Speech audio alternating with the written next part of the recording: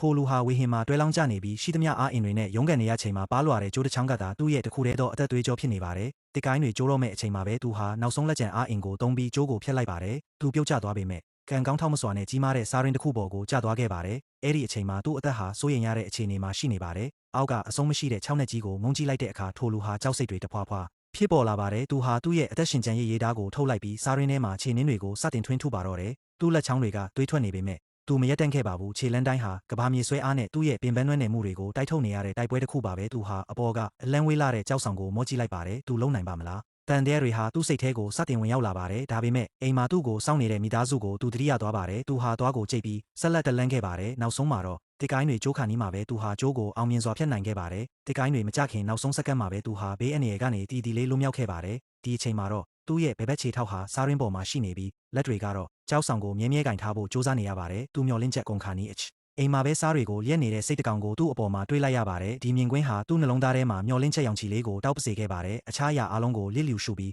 သူဟာစိတ်ကိုလိုက်လို့ဖို့ဆုံးဖြတ်လိုက်ပါတယ်ရုတ်တရက်တွန်းလိုက်ပြီးသူဟာကြောက်ဆောင်တွေကြားမှာသူ့လက်တွေကိုထားလိုက်ပါတယ်သူ့အောက်မှာတော့အဆုံးမရှိတဲ့6နှစ်ကြီးရှိနေပြီးဒီမြင်ကွင်းဟာသူ့ကိုကြက်တီးစေပါတယ်အကယ်လေးသူခြေချော်သွားခဲ့ရင်သူဟာအပိုင်းပိုင်းဆက်ဆာဖြစ်သွားမှာပါဒါပေမဲ့နောက်ဆုတ်เสียလည်းမရှာဤတော့ပါဘူးသူဟာစိတ်ရဲ့လှုပ်ရှားမှုတွေကိုအတူယူဖို့ကလွဲလို့အခြားရွေးချယ်စရာမရှိတော့ပဲလက်နဲ့ခြေထောက်တွေကိုဂယုတစိုက်သုံးပြီးကြောက်ဆောင်ပေါ်ကိုတက်ခဲ့ပါတယ်ကြာရှည်ပြီးပင်ပန်းနဲ့တက်လန်းမှုအပြီးမှာတော့သူဟာနောက်ဆုံးမှာကြောက်ဆောင်ရဲ့ထွက်နေတဲ့အစိတ်အပိုင်းကိုရောက်သွားခဲ့ပါတယ်သူအသက်မရှူရသေးခင်မှာပဲသူ့ခြေထောက်အောက်ကစားရင်းဟာရုတ်တရက်ပြိုကျသွားပါတယ်ခဏချင်းမှာပဲကြောက်ခဲတွေဟာအောက်က6နှစ်ထဲကိုလွင့်စင်ကျသွားပါတယ်ထိုလူဟာအပေါ်ကိုအလောတကြီးတက်ခဲ့ပါတယ်သူဟာအခွင့်အရေးကိုအရက်ယူပြီးစိတ်လိုပဲကန်ထုတ်ကအပေါ်ကိုခုန်တက်လိုက်ပါတယ်သူ့လက်တွေဟာကြောက်ဆောင်ရဲ့ထိတ်ကိုလန်းကင်လိုက်နိုင်ပါတယ်ဒီအချိန်မှာတော့ထိုလူဟာလုံးဝကိုပင်ပန်းနွမ်းနယ်နေပါပြီသူဘလောက်ပဲစူးစမ်းပါစေအပေါ်ကိုတက်ဖို့ဆိုတာမဖြစ်နိုင်တော့ပါပဲရုတ်တရက်စိတ်တကောင်ဟာသူ့အပေါ်မှာပေါ်လာပြီးသူ့ကိုဒေါသတကြီးစိုက်ကြည့်နေပါတယ်စိတ်ဟာလေကိုနမ်းကြည့်ပြီးသူဟာသူ့အမျိုးနွယ်မဟုတ်မှန်းသိသွားပါတယ်နောက်ပြီးဘာမှမဆိုင်မတော့ပဲသူ့ကိုအောက်ကိုဝှေ့ချလိုက်ပါတယ်ကံကောင်းထောက်မစွာနဲ့ထိုလူဟာလက်တစ်ဖက်နဲ့ကြောက်ဆောင်ဆုံးကိုမြဲမြဲကင်ထားနိုင်ပါသေးတယ်ရှိသမျှအားအင်တွေသုံးပြီးအပေါ်ကိုတက်ခဲ့ပါတယ်